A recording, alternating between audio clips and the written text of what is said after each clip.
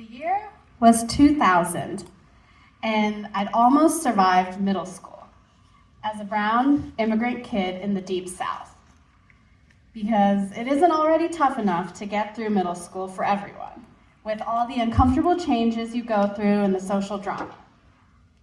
It was almost time for the dreaded middle school dance, quite possibly the most awkward event of the year. All the boys would hang out near the bleachers on one side of the gym, while all the girls would hang out on the complete opposite side near the snack and punch table. I was not remotely excited to go, but I still showed up, all dressed up, dangly sparkly earrings, sleeveless red dress, matching red strappy heels, completely alone. Scanning the gym, I already felt out of place. And about halfway through the evening, that dreaded slow dance song started to play. A few of my classmates got together and had this grand idea that I had to dance with one of the only other brown boys in the entire grade. But besides the fact that we shared the same tan, we could not have been more polar opposites. You see, his family was Muslim and from Bangladesh, whereas mine was Hindu and from India. Our first-generation immigrant parents would never have allowed us to spend any time together, and definitely not dance together. So when another boy I knew told him, "Hey, you should dance with her," he flat out rejected the suggestion. I'll never forget the look of utter disgust on his face. Me dance with her? Never. What should have been a sort of bearable but awkward event was instead one of the most embarrassing moments of middle school. One that it seemed like literally everyone publicly witnessed. And sadly, that wasn't the beginning or the end of it. From never being invited over to anyone's house after school, or rarely going to a birthday party or a sleepover, kids that looked like me just weren't included there. In the dance, in the middle school, or in our neighborhood or in the South. If you didn't go to church and you didn't care about football, and you didn't already have generations of family in the area, you were pretty much guaranteed to be left out. So fast forward more than 2 decades. Now, I'm a parent with a middle schooler of my own in Bexley, Ohio. When we first moved here, I had some trepidation about whether she'd have the exact same experience that I had.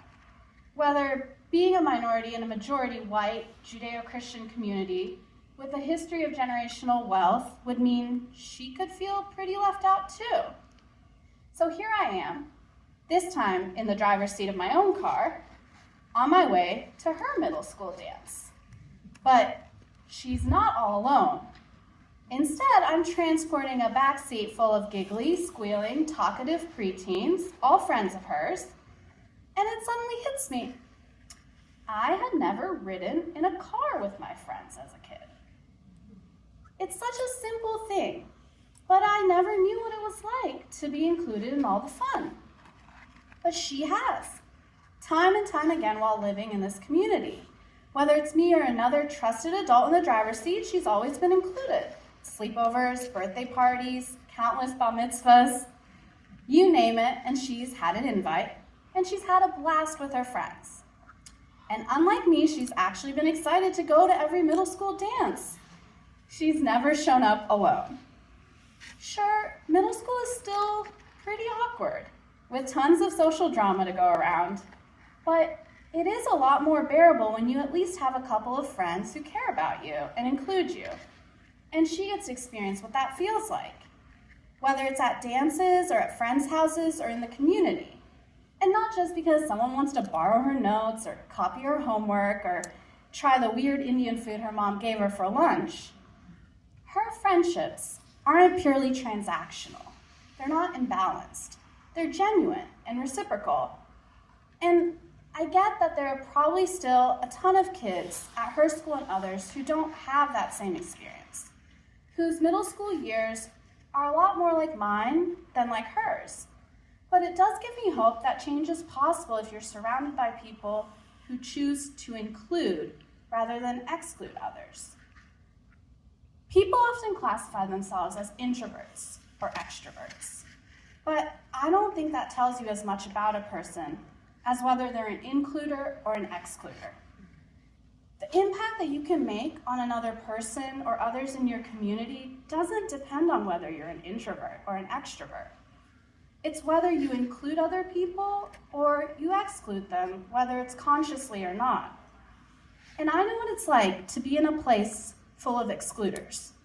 So I choose and continue to be the opposite. It's not something that happens overnight.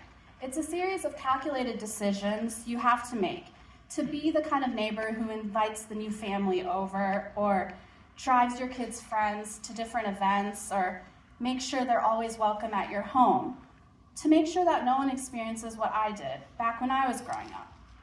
Because while I can't change the past, I can change the present for my own child and try to lead by example so maybe others feel motivated to do the same in the future.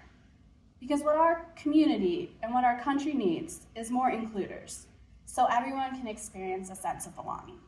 Thank you.